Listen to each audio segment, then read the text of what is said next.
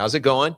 Dave and what's his wife's name? Jody. Yeah. We're here last week visiting from Pennsylvania. They just left Monday, and they've already been to Mount Rushmore. Oh, my gosh. And they're headed to the Teddy Roosevelt Library, which I didn't know is in North Dakota. It is. So that'd be fun to see. They're going there. Dave had about 4 or 5 states that he hasn't ever been to. Oh, yeah. He travels a lot, but it's in that area, Montana, Wyoming, North and South Dakota. So he wanted to, it's not on your way back to Pennsylvania, but he wanted to do that. And I think when they're in North Dakota, they're about as far away from Pennsylvania as they were here. Oh, okay. 24 hours drive. So, and all of this driving. Ooh, that's some miles, man. He has a Tesla Cybertruck. Oh, really? Okay. Drives itself, wow. Which was interesting when we went to the Rangers game. I thought I would be like even more nervous, but it sees stuff that you don't see. Wow. Like it was amazing. He just lets it go. He just lets it go. I think he had a stat where it was like of the last 15,000 plus miles that he's driven, 14,000 of them were, I mean, it was almost 99%. Golly. Like he almost does it exclusively. The one area where it struggles is like in parking lots and stuff. Well, in terms of, I can see that. Yeah. So, but yeah, it was so fun. But That's cool. We had a great time with them. Very cool. It's good to have him here with us last week. Yeah. You ready? You settled? You okay? You good? Everything good? I thought you need a break? I thought my contract said 9:30. No. The contract says 9:25. Well, I was here at 9:25. Was I not, Garrett? You were here. 9:25. You were. Yeah, you were walking in at 9:25. 9:25. All right. We were talking about the Big 12 Conference does the Athlete of the Year at the end of the year. Each school nominates their top female, top male, and then the Big 12 will name one for the entire league. Yeah. For Baylor, Tyler Isgrig from soccer, and our man Devin Badenhorst from tennis. We have one of his rackets right back here from his appearance with us. Isn't that cool? That is very cool. Yeah, and good choices, aren't they? I thought they were both great choices. And, Tyler Isgrig, probably her claim to fame is that she was in a Jerry Hill sports writing class. That didn't show up on her resume. That was not on that list of accomplishments. It wasn't. Should be, though. It should be. And it's funny, John, because I don't remember when LinkedIn came in, but initially I thought it was LinkedIn, and I kept trying to figure out where I was getting all these invitations from LinkedIn. And I actually happened to get one from her yesterday. Oh, that's funny. To connect with her. So no, I thought that was great. I mean, Tyler did have a great senior year, 10 goals, just all the honors she got and taking them to the Sweet 16. Great accomplishment for her. And I don't remember if she's actually playing pro soccer now. I believe she might be. Okay. So, just a great career here at Baylor after transferring from TCU, and really kind of lifted that program. They had a great season as a team, had a great season, winding up in the Sweet 16 and really close, to advancing to the Final 8. So just a great season for them. And then with Devin, again, kind of lifted them back where they were, getting to an Elite 8, great accomplishment. And he had a great individual season as well. And of course, every time I think of Devin, I go back to 2 years ago when he lost his dad and sister in a car accident, like the night before they were playing the next day against San Diego, I believe. So that was 2 years ago when he was a first semester freshman. So I go back to that and just his courage and going ahead and playing and played really well that day. So, but yeah, great accomplishment for him. Big, co-Big 12 player of the year, all the accomplishments that he had and playing that number one spot. That is not the easiest thing to do, particularly in a league like the Big 12 where you're playing somebody really good every time out. So Devin and Tyler, I thought, were really good choices. And then you think about some of the other sports. I mean, there were some other good choices. Oh my gosh, yes. Too. I mean, which is a good thing. That means they were the best of the best. And yeah, I think there were some other, deserving people, but that's probably the two I would pick too. Like they're really good picks. Right. Yeah. So each school, nominates their top female, top male, and then the Big 12 will announce the winner, I think a week from tomorrow. Yeah. Is when that comes That is up. right, yeah. Very good. How about, we talked about this yesterday, how about Johnny Keefer in the Scottish Open? Wasn't that great? You know, one of the things that he's struggled with, John, is it seems like he'll have one off round. You know, so once he got through Saturday, I felt like he was in pretty good position, because that's a lot of time his off round is that Saturday. He makes the cut, and then he struggles a little bit Saturday and maybe finishes strong on Sunday. Might have been his best round of the 4, I think, on Saturday. I think that is right. Yeah. And he just played really well, though, the whole weekend, and to do that. And now he's, you know, on the verge of qualifying for a lot of the big tournaments that are coming up. He's 71st on the FedEx Tour. Top 70 go to, I think it's, I don't remember the first of, there's like 3 major tournaments, championships at the end of the year, and he is just off of that. Okay. So, man, that's great. Yeah. So he's done great. He's it's crazy to think, because, you know, he was finishing up at Baylor 2 years ago in May, and now here, you know, 2 years down the road, he's made $1.6 million this year. Oh, wow. Isn't that crazy? On the PGA Tour.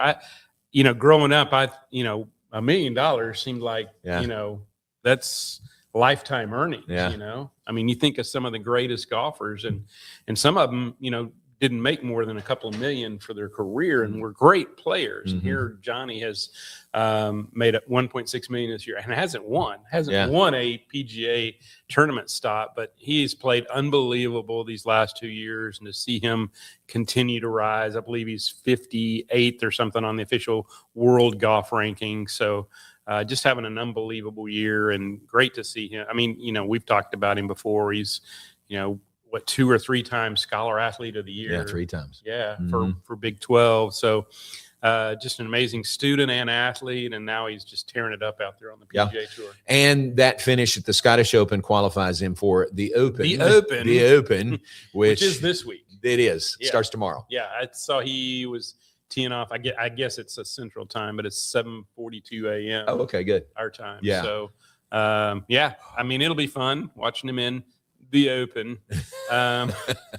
Is there any other thing? I don't know if Wimbledon considers it something like that, but like, yeah, it's not the British Open, it's the Open. Yeah, exactly. Yeah. To the rest of the world, it's the British But yeah, Open. that actually qualified him for that. So. Which I don't think he would have if he had finished. It was like the top 3 in the Scottish Open who hadn't already qualified. Yeah. So, I mean, he could have maybe finished a little bit lower, but yeah, to get in there and to have a chance to play in another major, I mean, it's been, like I said, it's been an amazing run for him. It'd be great to see him do well in a major.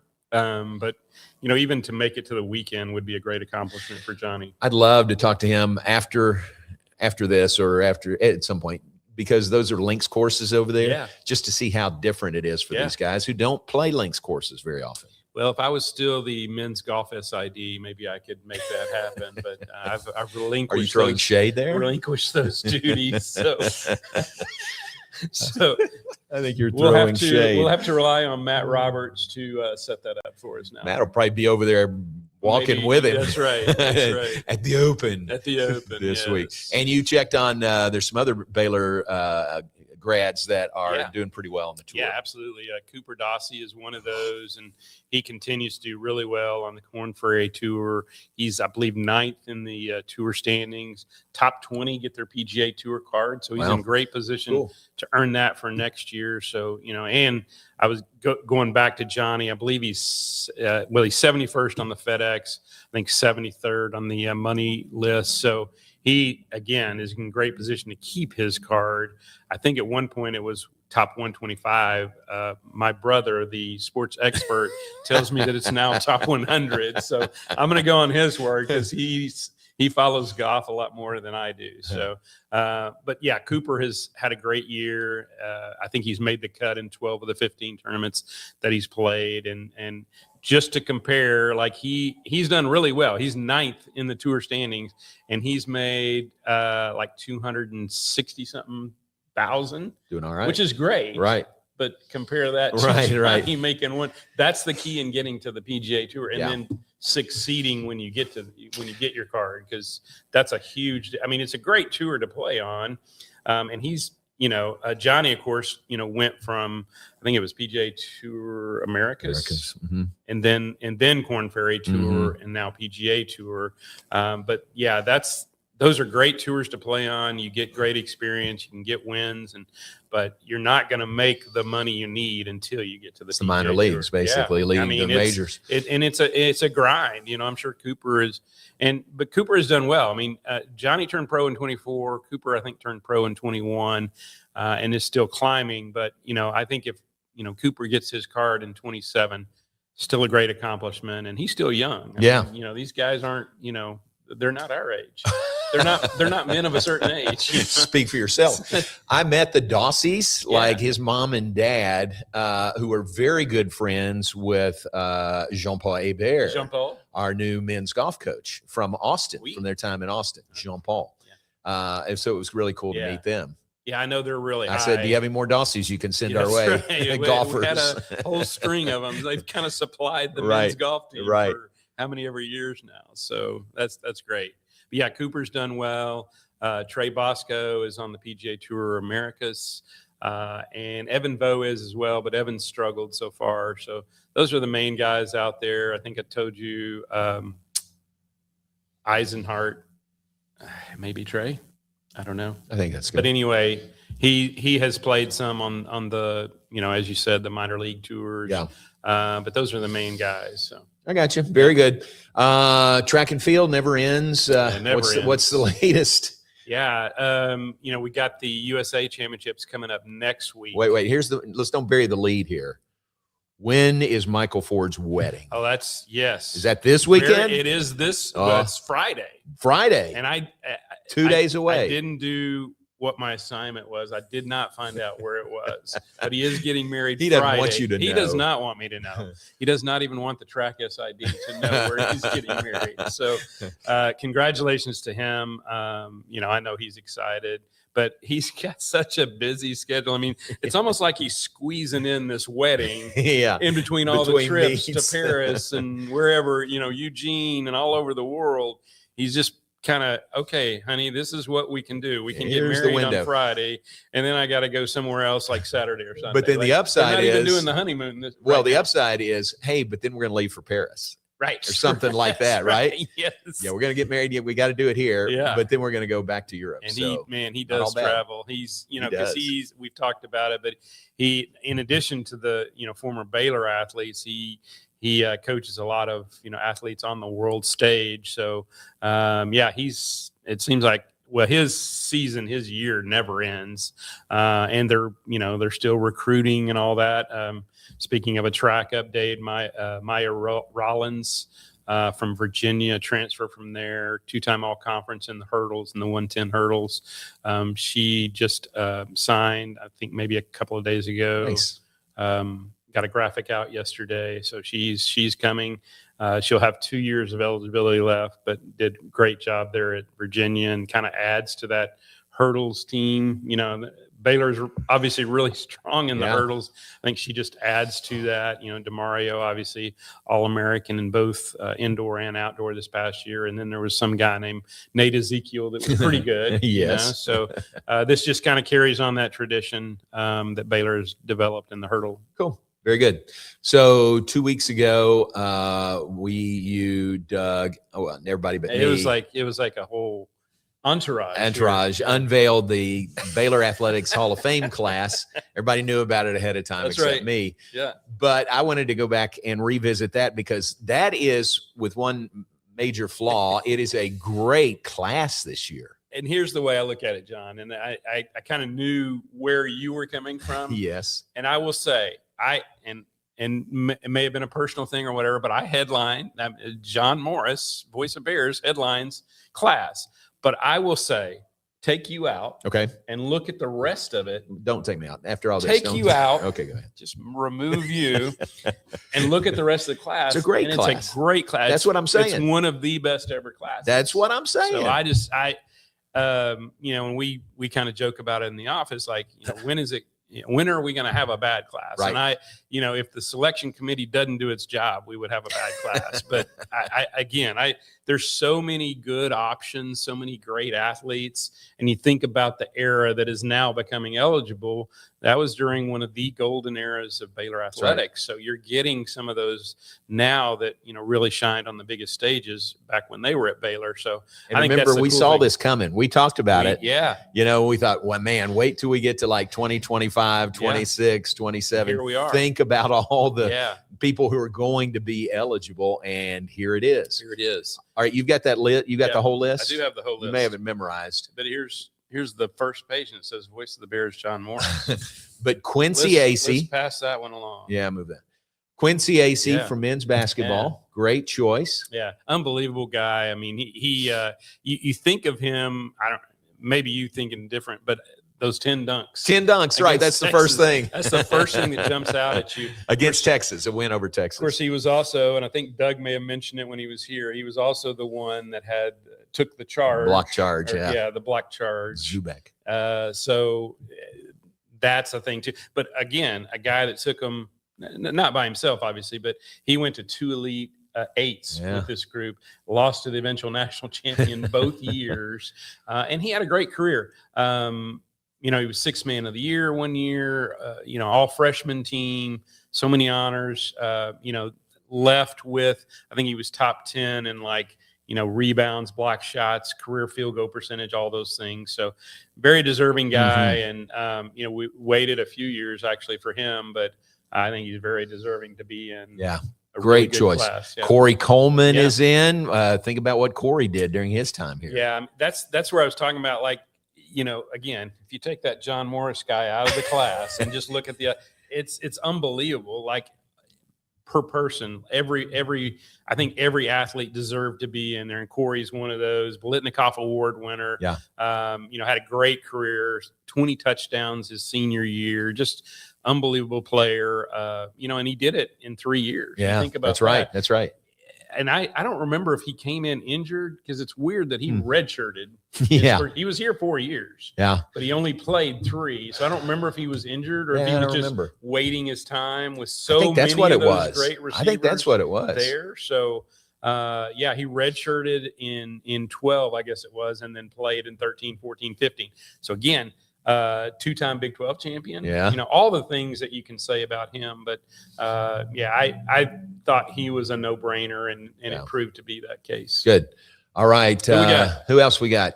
Zane Carlson. Yeah, I'll talk about Zane Carlson, baseball, and he did wait for a while, and I don't remember if that's the one Doug said it's about time, that kind of thing. But Zane, 2000 was his first year, freshman of the year, national freshman of the year, and this was the funny thing, was set Baylor's single season and career saves in that first year, 15. In 1 year. Yeah. So, unbelievable career for him, but, phenomenal freshman year, but continued to help Baylor baseball, the next 3 years. So great career for him, was on USA Baseball that year too. So, I don't know in baseball terms, Jason Jennings, obviously, but there haven't been a lot of players in Baylor baseball history that have had a better, year than Zane did that year as a freshman. That's true. That's great. Yeah. About Trayvon Bromell. Track and field. And he was one, I think I had mentioned to you, there were a couple of them that I was a little disappointed didn't get in last year. Last year would have been his first year of eligibility. But when you think about it, he was only here 2 years. Right. And I think that was some of it with him. But, 2-time national champion. And I think back to his sophomore season, which wound up being his last, he could have won a couple more, but there was a guy named Andre Degassi, who was phenomenal. I don't remember if he's won an Olympic gold medal, but he's really good. And he happened to be there that year and beat him in both the 100 and 200. But he was only second in the 100 and third in the 200. And I think so how many ever points he scored, he put Baylor in like the top 15 by himself, right. All him. That was all their points Yeah. was in him. Yeah. So man, he was good. He was so and still good. trains with Coach Ford. He still trains with Coach Ford, and has continues to win. We talked about what was it, Paris, I think. Yeah. Yes, Paris. One of the Diamond League meets where he beat Noah Lyles and gave him the look over as he was crossing the finish line. So, and Trayvon, I think that will be probably the end of his career or close to it. But I think, he still wants to get to the 28 Olympics. He's already been in 2 Olympics. He didn't make it 2 years ago. So I know that he was injured. So I know he would like to finish out that way. And the way he's running right now, among the elite in the world, I would say he's got a good chance to do that. That'd be if he just great. stays healthy. That's the main thing. If he just stays healthy, I think he will be there in 28 when it's in U.S. In right? LA. Yeah. So, all right. Who else is on the list? Let's stick with track. Okay. Tiffany McReynolds. Yeah. Great. One of my favorites all time, Little Tiff. And she was a 3-time national runner-up in the 60-meter hurdles NCAA indoor. She won that event 4 times indoors, and I believe she won the 100-meter hurdles 3 times outdoors in conference. And just she was phenomenal, and that was her main thing, was the hurdles, but she also ran some sprints and had some all-conference honors there. But her big deal, and I think it was her senior year where she lost by 1 or 2 hundredths of a second. In the final. So, she was just really good. I mean, I think, her career speaks for itself, but phenomenal athlete and in a little bitty package. Really small. I don't know that she was even 5 foot, John. She was tiny. Tight. You think about going over say the 100 or 60 minutes. I mean, that's a big leap. Yeah, that's for her, true. That's true. I mean, for the taller ones, they just kind of step over, but that's a leap for her. So she was not phenomenal. big. No. Bill Martinson. Yeah. 40s track and field. Yeah, 1946, 47. So right after the war, and that was one of the things we found out in the research and everything, is that he was in the war and he came back. So he only had a couple of years of eligibility remaining, but was a 4-time All-American. So in the short sprints at that point, it was 100 and 220 yards. Yeah. But he was, I think, top 5 in both years at the NCAA championships. And when Dusty Sanderson did his research, and again, I'm not sure how he found the guy because we were doing some Google searches and everything. Dusty found his son in Utah and got a hold of him and Christopher, and he was so excited. That's the cool thing is, you wish that, Bill was still alive, but having a son that's excited about it, that's, there's so many good stories about the Hall of Fame, but those kinds of things are really, really special to me anyway, that you get a hold of somebody like that and it means something to them. He's going to come back.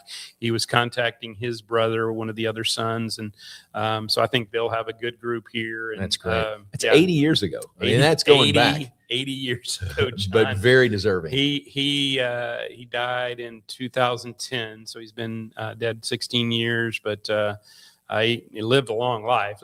We were trying to do the math and figure out, let's see, he would be like 105 or something. We figured he wasn't around anymore, but just so excited that we were able to get a hold of him and tip of the cap to Dusty Sanderson, because he did a phenomenal job. And Dusty was our Wall of Honor honoree last year, and does a great job helping out with the B Association. And Haley Davis, women's golf. What a great choice that is. First All-American in women's golf program history. You think of what they've done how many ever years later, but she was kind of the first of those, first All-American in 2015, led them to the national championship final. They'd beaten some really good teams. I know Duke was one of them, played Stanford in the final, and it came down to Haley's match. She was like, I want to say, John, she was 2 up with 2 to go. And it wasn't so much what she didn't do as what the other girl did. She won those last 2 holes with birdies and then beat her on the extra hole. Haley did bogey that one, but they would not have been in that place without her. And she was a phenomenal #1 golfer that year. Dylan Kim was on that team as well, but Haley was your solid #1 All-American, 3-time All-American, and first-team All-American that senior year when they also won the San Antonio Regional and a Big 12 championship. Wow. So it was a phenomenal senior year, and good to see her honored in that way. And cap it with David Sibley, Wall of Honor. Did we want to skip over Garrett? Did we want to skip over that other Hall of Famer? I mean, we had an 8th Hall of Famer. I guess he had his moment in the sun. I think he had. Yeah, that's the point of this discussion. He had his 30 minutes. I think he had his 30 minutes of shine. Let's move on. Move on. Just before we move on to David Sibley, Sibley, I will say John Morris was an unbelievable choice. Again. His mentor, Frank Fallon, is in there. Pat Nunley, who he's worked alongside, is in there. David Campbell is in there. So we just felt like it was John's time. I know he probably would have rather waited, but he waited. I never even considered it. It's not a matter of waiting. Well, okay, he didn't even think about it. But I remember how hard it was for us just to get him for lunch with a legend, right? And so I even told him when we were doing the selection committees, guys, I don't know how he's going to take it. He may decline, you know? But I'm glad he didn't. Yes. John is very deserving, and that's everything we've heard from anybody that's seen anything on the Hall of Fame. So excited to see him go in, and again, I know we were fighting about that day, but I'm hoping that he will take, you know, his seat among the Hall of Famers. Do you have an MC yet? We're working on it. They're finding one, Jamie. Yeah, they'll find one. Yeah, we will find one. Yeah, okay. Hadn't talked to Pat to see if he's available yet. That would be great. Pat Nunley is kind of my thought as being the MC because, I mean, he's been through it. He knows it. He's sat in those seats. So I think Pat would be a great choice to be the MC that night and let John enjoy his moment. That'd be fine. David Sibley. Yeah, that guy. Wall of Honor. Yeah, Wall of Honor. Great choice. And again, I know you've talked about it before, but Wall of Honor, it recognizes Baylor grads, former Baylor athletes that have gone on to do things post Baylor. And obviously David fits in that category really well. He was a good player. I mean, he was honorable mention All Southwest Conference when he was here, helped him to, I think, a couple of runner-up finishes in the league. So, I mean, he was a good player. How tall is he? Do you know? Oh, I would say 6'6", 6'7". Yeah. 6'6", 6'7". Yeah, maybe. Sorry. I had to go. And I wasn't even sure if that's how tall he Nice was. setup. But I was like, yeah, about 6'6". Is that still a thing or is that And I past? think that was what it was somebody was 6'6", 6'7". So they did that. So anyway, David Sibley, great choice, former mayor of Waco, Texas State Senator. Had a lot of power in that very well respected legislation. So just a great choice, I think, for the Wall of Honor and another great addition to that group. We've got a really good group there as well, but great to have him in the Wall of Honor. Okay. Great class. Yep. Minus one. But November 20th is the induction banquet. And we'll, of course, we'll talk to all these. Did we kind of go right through a break? No, we're going to hit the break right now. Okay. But thank you for being here. Absolutely. Yeah. If you'd been on time, we would have had more time. Julie Hill's birthday tomorrow. Oh, fantastic. Tomorrow. And my dad's. This is first in heaven. But his birthday is tomorrow, along with, I'm sure you'll bring her up tomorrow, Felicia Mulkey. Coach Fee tomorrow. So a lot of cool kids. That's a pretty cool day. Have their birthday on July 16th. On the 16th. All right. Thank you. Thank you, buddy. Jerry Hill, Baylor Insider. Let's take a break. We'll be back and wrap things up in just a moment.